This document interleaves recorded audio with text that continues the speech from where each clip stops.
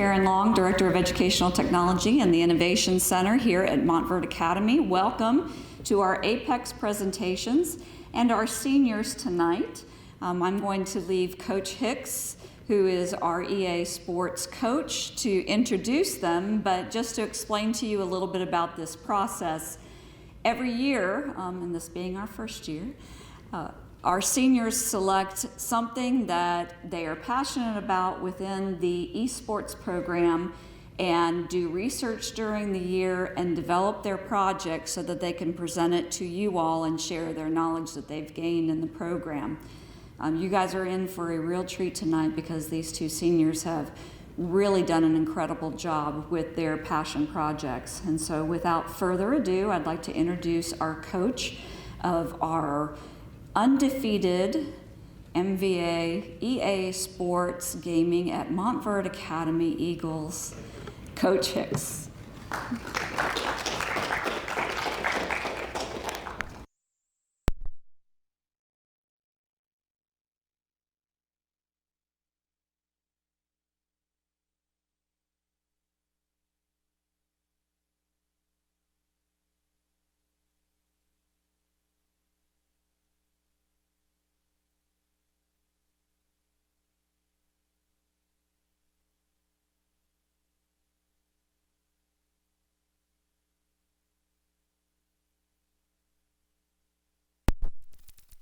It's looking good. All right. Thank you. Just gonna set up some of the presentation auxiliary stuff. So before I start, I just want to say thank you guys. Yes. Sorry, I can't see you. Great. It says it's on. The one on me. Yeah, it's green. It's green and red. Does that mean I'm all good? All right. As I was saying, I want to thank you guys all for being here, whether coerced or intentional. It's very glad to see, or it makes me very glad to see a turnout, and obviously I can share this presentation with you. So with that said, this is my Apex project. So what is the Apex project? Dr. Long gave us a great introduction as to what I would be presenting about, but what I chose was esports, and specifically Overwatch esports, which is an area I'm very passionate about. Cody, following me, will talk about a game that he made, but I'd also like to highlight the strengths of esports at MVA and how important it is to have a high school esports scene, especially for how the industry is growing. I'd also like to explain potential career paths within Overwatch esports. Obviously, it's good to know where you want to go within this industry, especially since it's so new. I'd also like to emphasize the viability of esports, both as a financial product and a future. I'd like to show off my own individual knowledge, as Dr. Long requested, and I'd like to help advance high school esports, as this is something I believe that could really change the future. So, about me. I'm a Montverde Academy senior. I was born and raised here in Central Florida, grew up in Ocoee, and I moved here about 3 years ago. I started this school in 6th grade. I'm the current captain of the Montverde Academy Overwatch team, in which we are currently undefeated. Thank you, Dr. Long, for setting us up for that. I'm looking for a future in esports or gaming, again, specifically more towards Overwatch, but I'm happy to work with anything. I'm looking to play collegiate Overwatch. Part of my college application process was looking which schools provide the best competition within Overwatch.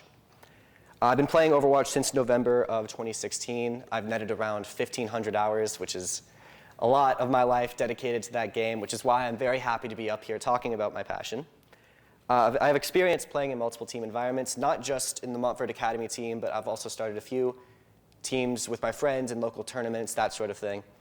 I also am experienced in teaching the basics of Overwatch. Like I said, I'm the team captain, and myself, alongside Mr. Hicks, we've been helping out some of the people on our team with the basics, such as Cody, Kyler, not to name drop you guys, but it helps to drill in the basics for them.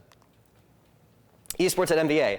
It is a half-day program. It's traditional with all of our sports programs to have a half-day. So, for example, basketball, they do their first 5 periods. They take whatever AP, honors, gen ed courses they need. Then at lunch spell, they go over to their practice facilities. We are the same way. By the time the 5th period bell rings, I'm walking across campus and heading straight towards the Gebauer Hall to our practice facility. We play Overwatch and Valorant, though I believe our strength is in Valorant. That's where my strength is. That's where a lot of our teammates specialize in. And as Dr. Long said, once again, we are undefeated in Overwatch. The Montverde Academy esports program is in its first year. It's very much in its infancy. And despite that, we are still very, very successful, both in competition and outside of competition. Competition meets opportunity. Like I said, we've been competing against other schools, and opportunity situations like where I'm now, where I can meet people high up in the esports industry, and it can help me learn to have a future in this industry. We have ties with EA and Full Sail University. I just want to say thank you guys if you're here. I really appreciate, and all of us, I can speak on behalf of all of us when I say we really appreciate the support for this program that I, myself, and all of us are very passionate about. We couldn't be here without you guys. The Innovation Center, which is coming next year, hopefully, I'm very excited about that. Despite my graduation, I'll be working very closely post-graduation to make sure everything goes smoothly for our next upcoming classmates. And like I said, we are undefeated in Overwatch. I won't let you guys forget that. I'm very excited, and playoffs are coming up very soon, so wish us luck. With that said, I'd like to focus more on Overwatch esports itself, starting with the Prime League, the Overwatch League. It's a buy-in global esports league. So when I say buy-in, these big franchises pay anywhere between $10 to $20 million to buy a team and franchise it. Global is an important word here.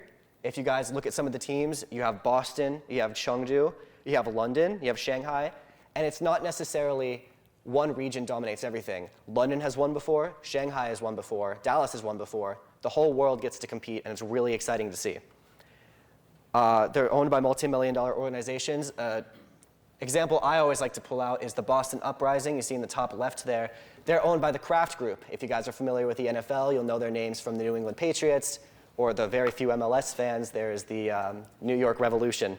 I'm a huge soccer guy myself, so it's a nice tie-in. Teams are also owned by traditional esports organizations. These tend to be the more successful teams. Dallas Fuel, they just won the 2022 season, and they are sponsored by, or owned by, Team MV, which is an esports organization that has worked with Valorant, CSGO, Rocket League, basically every esports imaginable. Teams are also localized in cities all around the world, like I said. They're able to hold fan meetups. They're able to gain popularity based on region. I, myself, am not a Florida Mayhem fan, unfortunately, but I know Cody sitting here is a very, very avid Florida supporter, given that he's from here. Started in early 2018. I was about 13 when it started, maybe 14. Can't remember the details specifically, but I remember sitting down on its inaugural season, the first day, being so excited to see the best players in the world finally get to play each other with such massive funding backing. Online formats with live events, so the regular season is played online. This was due to COVID. In 2018 and 2019, every single game was played live in person. Obviously, a disease came through. That wasn't sustainable. So now, online games are played with a region split where the Chinese and Korean teams play over in the East, whereas the North American teams and the European teams play over in the West. And they meet in person for events like mid-season tournaments, playoffs, etc. So the legitimacy of the league. If you guys are familiar with statistics, you'd know that is a good shape for a graph to be. There's increasing viewership every single year despite the setbacks from COVID in 2020 and 2021, which impacted every single sports league. So even despite those setbacks, they're still able to hit record viewership every single year. 2022 just concluded, and obviously the numbers are yet to be calculated, but I'm very excited to see if the trend continues. You'll notice in 2018 and 2019, there's an asterisk there. That is because those two games were broadcasted on ESPN1 and Disney XD, meaning they were played on every single sports bar, every single TV, prime time, Friday night, which people estimate that anywhere between 10 to 30 million people were watching, all live, all at the same time. They also don't factor in Chinese viewership, which has seen a massive spike in 2021 due to Shanghai's victory. Regular season games see anywhere from 100 to 400,000 viewers. That's natural, especially given matchups and playoff implications, who has the more popular team, that sort of thing, but still it is very stable. 2023 is estimated to be the most successful Overwatch League season yet. That is that's entirely due to Overwatch 2 being released, which has breathed life back into the game, which I love to see as someone who's been playing it dedicated for 6 years now. So beyond the league, obviously there are more competitions than just the Prime Overwatch League, which starts with my personal favorite, the Overwatch World Cup. I've alluded to this in the past. I'm a massive soccer fan, and the 2022 Qatar World Cup was one of my favorite tournaments ever, and I'm glad to see that the Overwatch scene is bringing it back. It's an annual competition, and I say annual with a little bit of an asterisk there because it was paused in 2020, 2021, and 2022, but as you can see in the top right, it's coming back this year. South Korea and the USA. South Korea is a heavy gaming culture. That's very important to know since the Overwatch League is dominated by South Korean players, and they've won the first 3 years. 2016, 17, and 18 are all South Korea victories. However, the bottom right, you see Team USA winning, and I remember watching that live. I was so excited. It was great to see. There's an increased popularity due to national pride that is natural with any sort of international competition. The World Baseball Classic, I don't watch baseball at all, but I'd love to see the USA in the finals, and that's exactly what happened. I watched baseball for the first time in my life because of international pride, and that's exactly what could happen to the 2023 Overwatch World Cup. There's a chance for players to make a name. An important example of this is in 2018 when Team UK beat the second favorites, Team USA. Every single one of those players made an Overwatch League contract after that upset. It was huge to get their names out there, especially for a team that wasn't necessarily favored to win the whole thing, which they didn't, but still it got their names out there. Like I said, the competition was canceled due to COVID, but it's set to return this year. I'm so excited. It's at the end of the year during the mid-season break between Overwatch League, and I simply can't wait. Path to Pro. How do we all become professionals in the Overwatch League? I am very glad I asked. 4 tiers to make it professionally. Tier 4 is ranked in high school. If you guys look at the top right there, that is the play versus symbol. That is a self-start organization that we are competing in. And we are currently undefeated in, myself and the Overwatch League team here, or Overwatch team, sorry. But ranked in high school is the lowest level of competition. Ranked is just you get online, you click a button, and you're playing against people anywhere between the world, and you're given a certain rank based on how well you're performing in game. Tier 3 is collegiate, and once again, collegiate is catching up very, very, very, very quickly to contenders.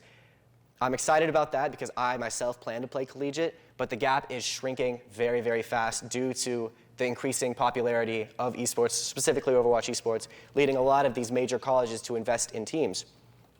Tier 2, contenders. Contenders is a very interesting format. It's smaller organizations, not necessarily ones that are able to pay for major Overwatch League teams, that sign these players and make most of their profit through player buyouts.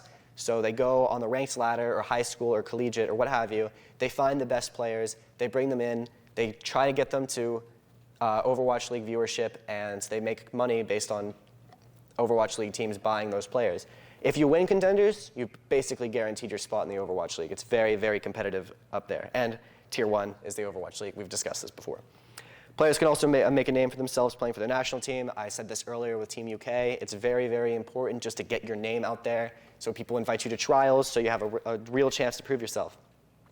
University of Illinois and Maryland. University of Illinois goes by Redbird Esports. They won contenders, which is massive. Every single one of their players, homegrown college players, got picked up to the Overwatch League. And Maryland Esports, just signed a massive deal with a bunch of former Overwatch League players to give them an education. And it shows that even with talent in Overwatch, you can still manage to get a traditional 4-year education just through that. The Overwatch Pro-Am is the 2023 preseason. It is brand new, so there's not a lot known about it. But we do know that Overwatch contenders teams will be playing alongside Overwatch League teams. It's a great way for them to get their name out there.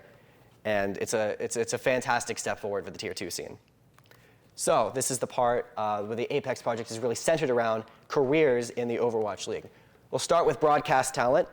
They refer to casters and analysts. If you go to any sports bar, any ESPN live stream, you'll see people sitting on a desk talking about whatever games, baseball, soccer, football, what have you, and breaking down plays blow by blow. This is exactly what these people do.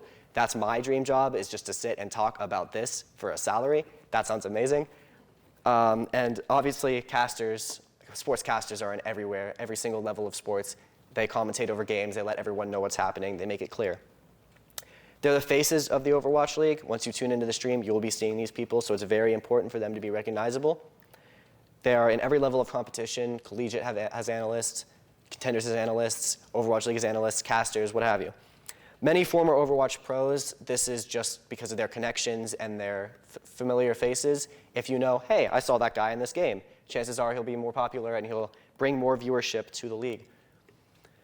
Overwatch coaching, this is obviously where Mr. Hicks is specialized in. They're responsible for strategy and team synergy. At different levels, obviously, they have different responsibilities. So here in high school, Mr. Hicks, I'm going to make an example out of you again.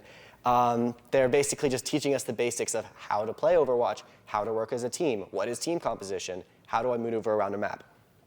They take on the teacher role, like I said, And there's an increased demand for coaching at all levels. We have a high school coach here. High schools all across the country are looking towards Overwatch coaches, especially with programs such as the Apex Project, where they're trying to make esports teams out of local high schoolers. Freelance coaching is also popular. We've worked with freelance coaches before. Essentially, you just record some gameplay, some comms, you compile it all together, and then you send it to someone else. And within a day or two, and for like a $60 fee, whatever they charge, depending on their credentials, they send it back to you with basically a video over, like, talking about what you did right, what you did wrong, what you could improve on, that sort of thing. Like I said, MVA Esports uses freelance and traditional coaches, a traditional coach being Mr. Hicks, and freelance coaches that have experience coaching national teams, coaching Overwatch League teams, coaching contenders teams, coaching collegiate, etc. Finally, the big one, professional players. All pros aim for the Overwatch League. It's simply a salary thing. They make the most money, a minimum of $50,000, which is fantastic for job security. Now, not all Overwatch League players are making $50K. In fact, very few of them are making $50K, just because if you're talented enough, you will make it to the Overwatch League, you will be in demand, and you will need a higher salary to keep you on a team. These salaries are contract dependent, meaning every single season you're paid a certain amount. If you leave a team, that would require the team to have to buy out your salary, as is traditional with any sort of sport. Successful players make well over $300,000 a season. When I say successful, I mean grand finals winners or MVPs, rookie of the years, that sort of thing, or even popular players. Even if they're not necessarily as good, their brand recognition is important, and thus they get a lot of money for it. Average contract range between 100 to 200K. This is for players that are definitely talented enough to be there, but aren't going to be winning any championships unless they're on the right team. The highest Overwatch League player is Striker, making $660,000 in 2020. And it's important I note that he could have made way, way more in 2021, providing he didn't retire in the offseason. And he's still back competing nowadays, so I'm not quite sure what his salary is, but I'm sure it's very high. And with that, I'm finished, but I'd like to take any questions if you guys have any.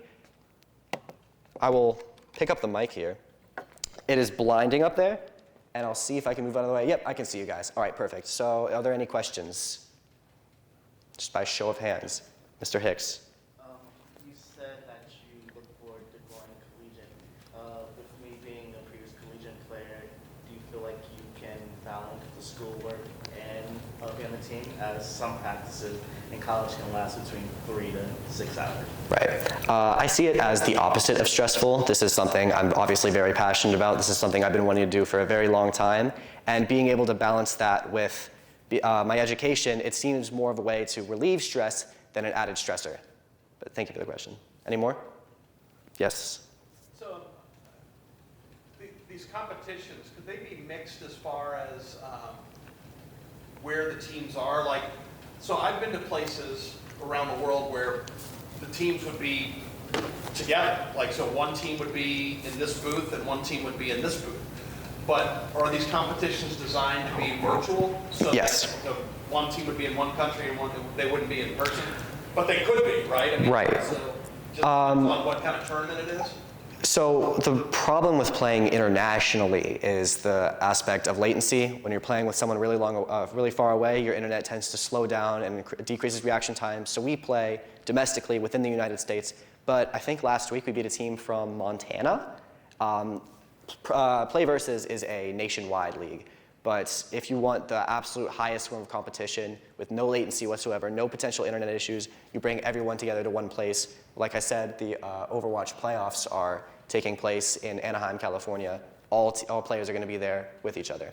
So how does this differ from, I know a few years ago, Orlando had a sold-out arena. Right. With gaming competition, the prize was like $600K. Right. So is that part of Overwatch, or is that completely separate? How does it work? So that is definitely part of Overwatch. It's part of Overwatch League. As you guys walked in, there was a slide. You don't have to bring it up, Dr. Long, don't worry about it. But there was a slide that just basically introduced everything. In the background was a sold-out Barclays Center. Every single seat was sold to see the Overwatch League 2018 Grand Finals. So it is very much important in all esports, but yes, it is important in Overwatch. The Overwatch World Cup is also held in Anaheim, California, in the Blizzard Arena, and it usually sees a full house. Yes? Is there a season, off-season, or does it go It kind of depends on the organization you're with. It's not necessarily a national thing like you would see with traditional high school esports or traditional high school sports, but we work with an organization where I joined in the second semester. I wasn't here all year, but our season started somewhere around February, and it's about to end, and then we're about to move into postseason because we moved into playoffs. So it's not an all-year thing. It just depends on what tournament cycles you sign up for. Yes? What colleges are you looking at, and what do you look to major in? Anything in Florida. And my top choices have been USF, UCF, general, within my area. I wouldn't like to stray too far from home, but at the same time, I would like to kind of spread my wings a little bit. That said, my major right now is listed as poli-sci, actually. But as I've worked on this Apex project, it's kind of made me realize that esports is my passion. This is something I want to work in. So I plan whenever I get to college to work with career advisors, that sort of thing, to figure out what majors I can take to get into that sort of sphere. That's why I said undecided future in esports. I'm very much looking forward to figuring it out. Mr. Hicks again. You mentioned strengths within the program. What are the weaknesses so that I'm aware of, and Dr. Long and just being the rep can work on for next year? Right, I'm very glad you asked. I'm not here to bash the program, but it is very much in its infancy, and that's no fault of you guys. You guys have been excellent, especially our sponsors, Full Sail and Electronic Arts. But we don't have a dedicated practice facility. We have a repurposed classroom, which obviously I love. It's great going there every day and seeing everyone. And our PCs are not as strong as they could be. But again, it's still in its infancy. Another major weakness is we only have 5 members, or 6 members, sorry, Brad. We have 6 members. And obviously, there's not a lot of game flexibility with 6 members. Overwatch is a 5-man game, and that's really all you can work with. But once we get more people into the program, we're able to expand to other games, Rocket League, Valorant, Fortnite, whatever you want, honestly. Ashley? How often do we compete? It kind of depends. So we have games every Wednesday, but it depends on the tournament, right? Play versus, we're allowed to move our games. So there have been Wednesdays where we have back-to-back-to-back games, 3 games back-to-back-to-back. There are some days where we just have 1 game randomly. There are some weeks where we have bye weeks, we don't play at all. It's kind of inconsistent, but that's natural as we're working with a very, very new organization, very much new and experienced players. And yeah. If we have no other questions, I will gladly welcome up Cody Werner. But thank you guys for having me. It was a blast being able to sit up here and talk about something that I'm so interested in. And I'm sure Cody feels the exact same way. Forgive me for any mic interference. You know what? Yeah, you can do this. You got this. This is all you. Break a leg. Take your iPad. All right, let me get my stuff situated. Okay, so hello everyone. My name is Cody Werner. I am an MVA senior, and I've been here at MVA for about 4 years. And this is my Apex presentation on the gaming track for the Apex project. So for the Apex project, there are 4 main steps. The first one is brainstorming the style of game that you want to have, and what does it really mean to make a game. Next is the researching of what type of game that you would want and what you would want to include in your game, and what components actually make a game a game. Next is the marketing for your game, and that includes what demographic am I targeting, how do I get it to people the best way possible through ads or things like that, and how much does the game cost to buy as a player. And finally, the very long, painstaking process of programming the entire thing. But before we start, I just wanted to note that my game is actually a cybernetic side-scroller game. It has a lot more fighting than story, and that's just some background on it. But before we fully start, what does cyberpunk imply? So cyberpunk is a modern-day style with tech enhancements, and it's very similar to one of our games that we actually play competitively, Overwatch 2, which you can see with the top 2 photos right here. On the left, that is one of the characters who actually has rocket legs for increased mobility, and on the right is someone with a hammer fist that just is a rocket fist that helps also with mobility. And what is a side-scroller video game? So a side-scroller video game is a third-person style, third-person side view, and the camera is locked onto the player, which allows for restricted visuals so that you can't just see the entire world immediately. But for the original ideas, so for the city concepts and things like that for my game and all of its surroundings, here's a city concept actually from a popular movie called Anita Battle Angel. And this movie is about a cybernetic future world where the main character is a rebuilt cyborg trying to overthrow the main government in this story. And on the right is actually a very popular PlayStation game called Stray, where you're a cat navigating through this post-apocalyptic world where there aren't any humans left over. Next comes the research. So what I wanted my game to include was very directional fighting with minimal inputs. So very directional left-right movements with maybe some jumping and things like that. And the main goal of my game is to defeat all the main bosses. And bosses are non-playable characters who are a lot harder of a challenge to fight than normal NPCs that you would find around the map. And on the right, you can see a screenshot of the directional fighting and how it's very just left or right type style.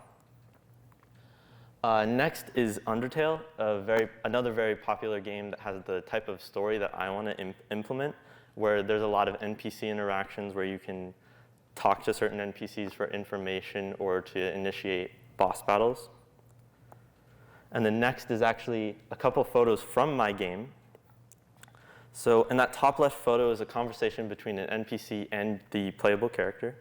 And it actually, I don't know if you can read it, but it says, if you go and find me 80 coins, you may progress to the next area. And then you have the two options to say either I got this or no thanks. And when you say I got this, that will initiate more conversation with the non-playable character.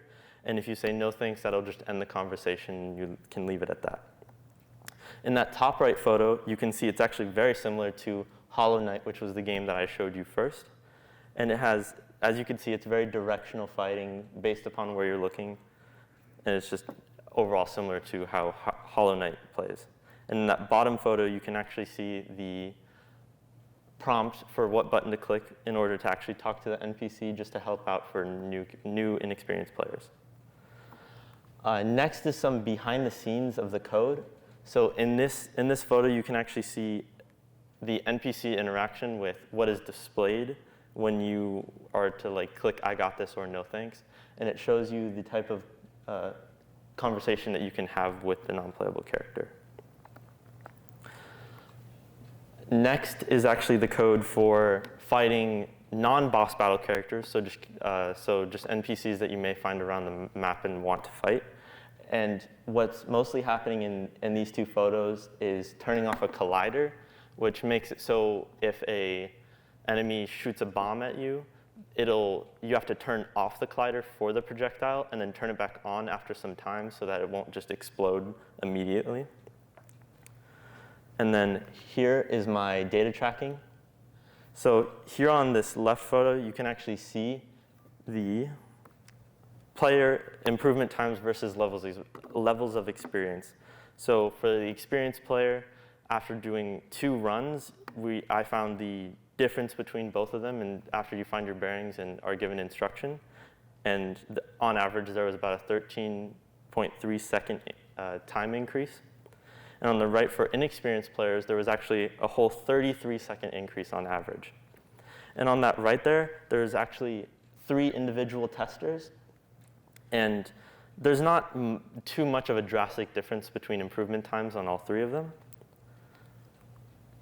And on this slide, you can see the 2 first players in the inexperienced category are very similar with the actual improvement times.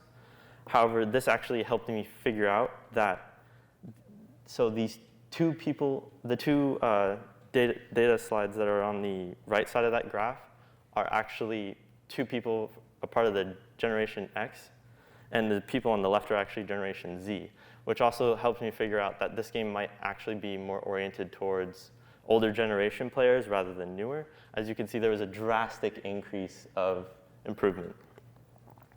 And then there's just a visual representation on that right photo of the actual average improvement time. Next, all the players were given a qualitative 4-question survey. So this first question reads, with the story of my game, what specific things would you expect to be implemented into the boss battles, for example, game UI components and power-ups? So very common answers that I got for this was just very fluid player animations, which is really easy to do with the directional inputs because you can just make the character do a certain type of motion with their arm that makes just turning look a little bit better and just making it look much more polished. And just overall extra immersion to make the game just feel more polished. And next question is, what adds a better gaming experience when it comes to progressing or traversing in a story game that my game has implemented? Again, very fluid movements of just a playable character, as well as the game mechanics. So maybe if I hold the up arrow, I might be able to hit upwards or downwards, or while I'm jumping, I might be able to do a different action as well. And then in our next question, it says, do you play video games? And if yes, what are some common things within the game that are similar to other popular games? And if you don't, how is this story as one of your first attempts at a video game? So very experienced players who have said yes to commonly playing video games are much more impressed by the main character and NPC interactions or the conversations you can have with those NPCs, as usually experienced players aren't very oriented on what's on the surface and more what's behind. And people who are not as experienced in video gaming are much more oriented towards the storytelling and what's happening in the game. And the next question is, what's the difference between the first and second run-through after finding your bearings? So very common differences that I found personally was that a lot of players found skips. And actually in the slide from before, the Generation X players actually skipped most of the game and just went straight for the end. And I was also given information about Pitfall. And I don't know what that game is personally, but they said it was good and not to mess with it apparently. And just common things that would happen is less combat and not even interacting with the PC at the very start, the NPC at the start of the game that you saw in the game photos. Next is actually my storyboard. And in those first couple of photos, you can actually see just the player understanding the area around him. And the main purpose of my game is to find these 3 batteries, and which give you certain power-ups and to make friends along the way, and you actually make more enemies than that.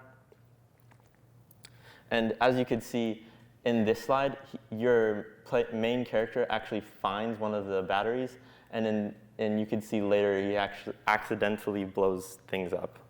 And then right after you can see making friends with just a battery store clerk guy that just gives him more information and actually tells him to go to this big company that makes these types of batteries that you can see here.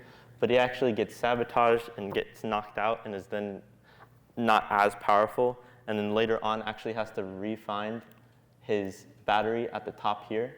And then you actually have a boss fight again right there, and you end up winning. And then there's just some more understanding the problems that you've gone through yourself, and really understanding what you've gotten yourself into, which is what happens in these next 3 slides.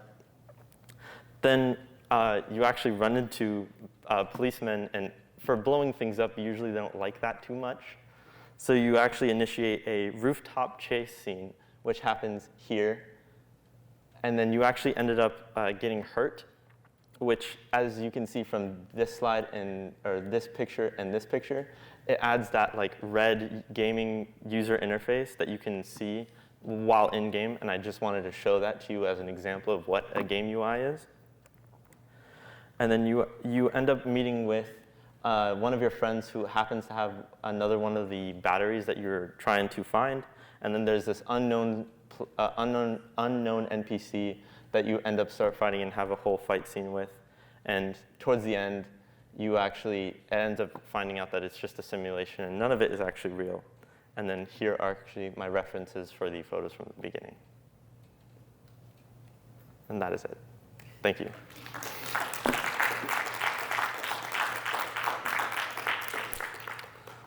I will also be taking questions. Does anyone have a question? Mr. Hicks. Hi, how you doing?